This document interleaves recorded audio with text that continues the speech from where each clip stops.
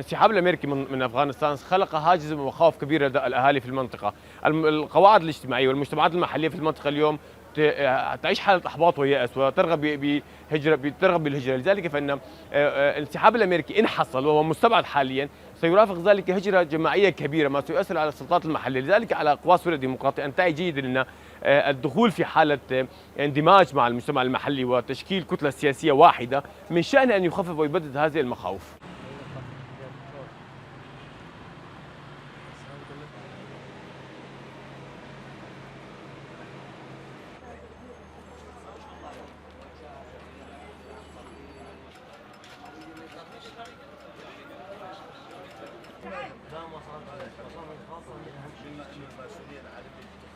أمريكان دولة المصالح بشكل عام، عندما ينتهي المصالح تنسحب الأمريكان بكل بساطة، كما انسحب من أفغانستان، كما ينسحب من العراق، وغدا سينسحب من سوريا.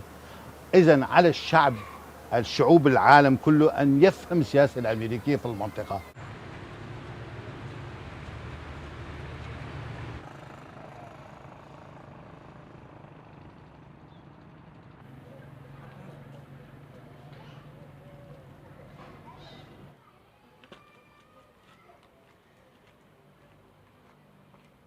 يعني هاي الفكرة اللي نوصل لها. احنا بدنا دعم سياسي يعني اكثر ما هو مختلف الظروف القائمة في سوريا عما يحدث في افغانستان، فلا يزال الخطر الداعشي قائم هنا في مناطقنا من خلال الخلايا النائمة والاشخاص الذين يعملون على إثارة الارهاب في مناطقنا.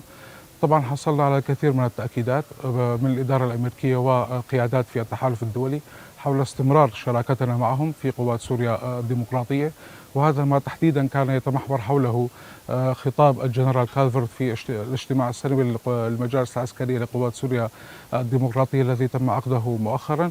وطبعا نحن لازلنا نعمل على العديد من المجالات التي سوف تتطلب وقتا أكثر لتأمين المنطقة وتأمين سلامة المدنيين وإبعاد الخطر الإرهابي عن مناطقنا.